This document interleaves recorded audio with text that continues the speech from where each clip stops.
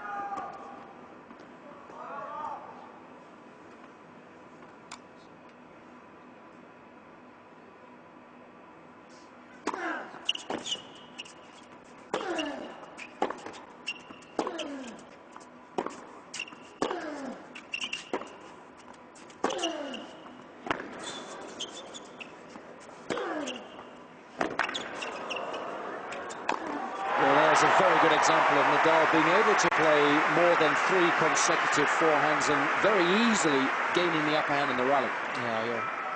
Good observation there. That one in particular, once he gets that one firing, the one up the line, we know how good the one cross-court is. But just when you think Federer is going to have a decent hit on it, the spin kicks in. And the ball just scoots even further away from him. And he's got no chance to do anything aggressively with the shot.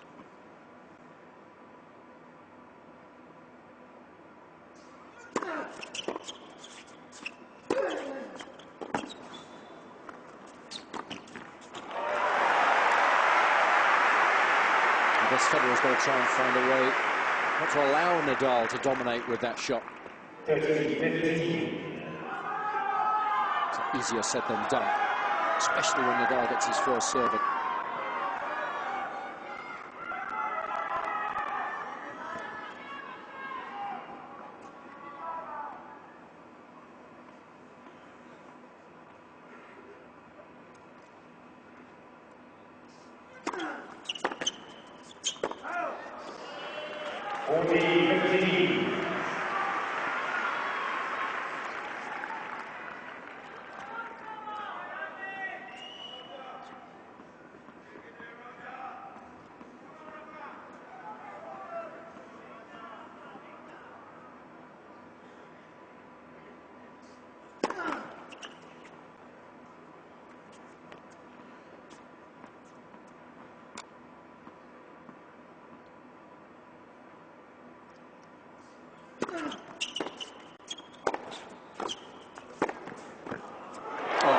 It's the first time we've seen Federer try and carry off that return.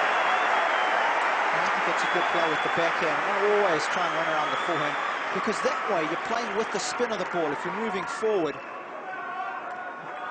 it's actually moving slightly away from you for taking on the backhand, the return. And get better court position. That's the key. I like that return up the middle of the court as well. It doesn't give Nadal any angles to play with the pass.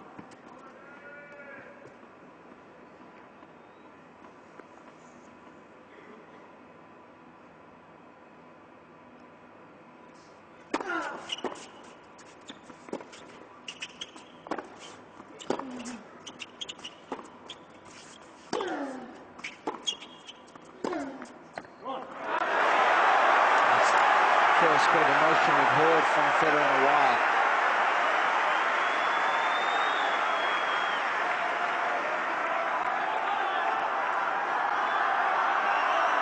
Well, the fans can sense that this is a golden opportunity for Federer. It's only the second time in the match that Nadal's been taken to juice. And remember what happened the first time? Federer broke.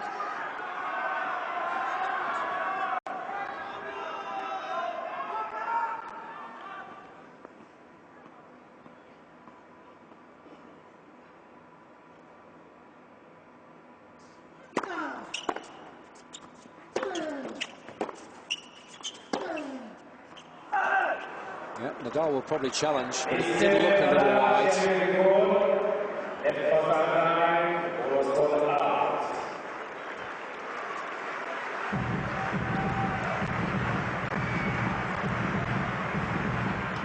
The spin always taking that one just wide of that single sideline.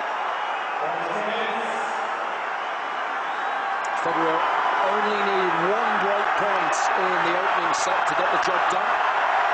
And this, his first of this deciding set.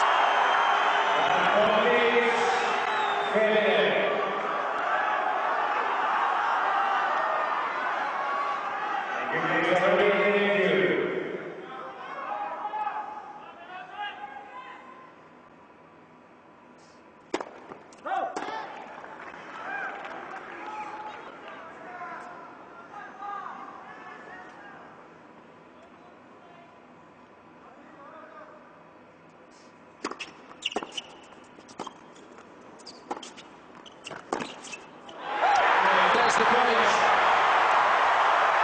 It was an excellent return of serve and a very sensible approach that got the job done in the end. Well, for me, I've done so many matches when Federer has played Nadal, and today he's converted on both break points. I don't think I've ever seen that in all the times that Federer has played Nadal, where he's been so successful converting on the BPs. And I think that's because he's played them so aggressively.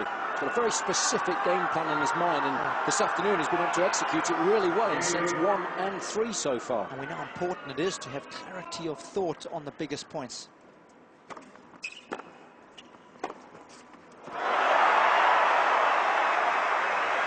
This too, a vital game, and Federer playing to his strengths on the very first point. He really does have momentum working in his favour now. He's won 10 of the last 13 points.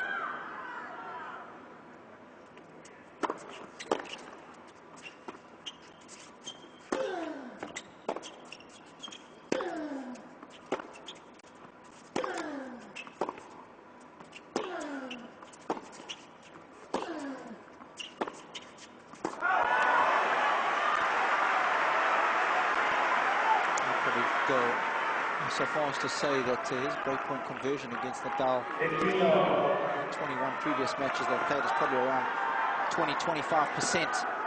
So that's why today he's been so impressive.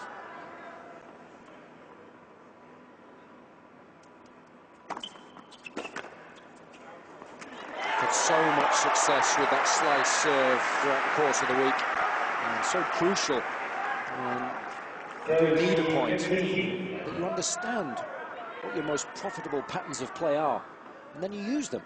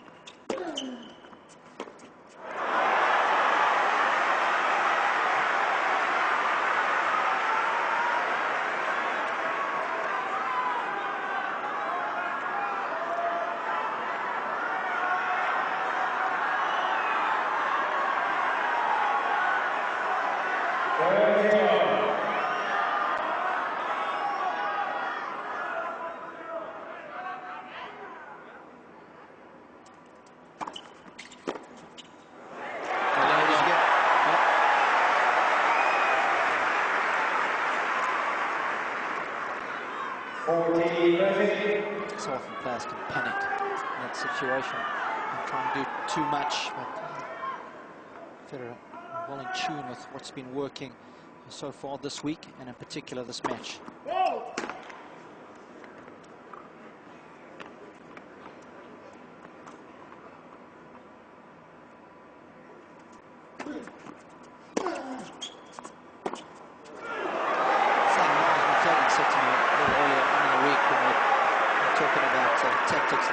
So often he watches players, so when he was coaching Andy, come up against Andy, and then when the big points come around, they panic, they try and do too much.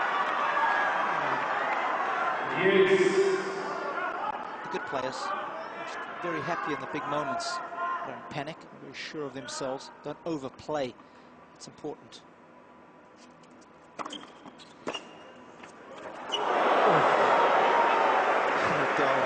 Can't believe how accurate Federer has been with that serve.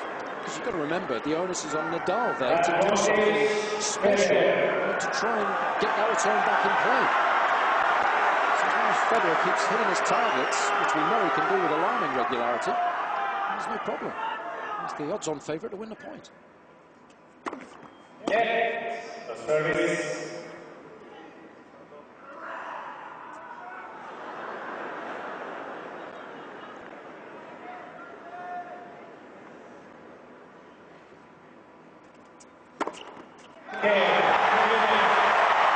Some supreme serving from Federer, just when he needed it most. And he extends his lead in this deciding set, 4-1 now.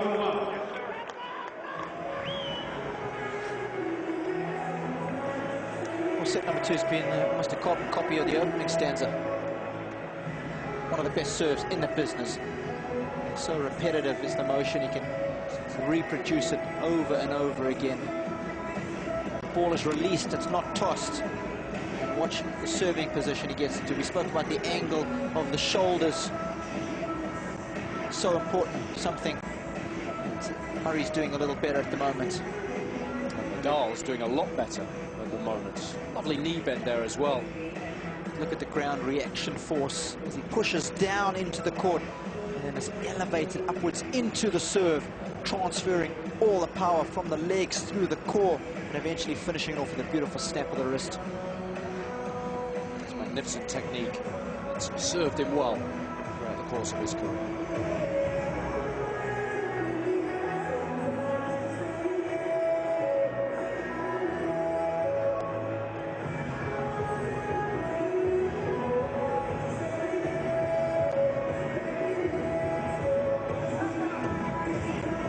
It's been a magnificent tournament, this, no question about it. They've done an excellent job of staging the Barclays ATP World Tour Finals at the O2 Arena again this time around.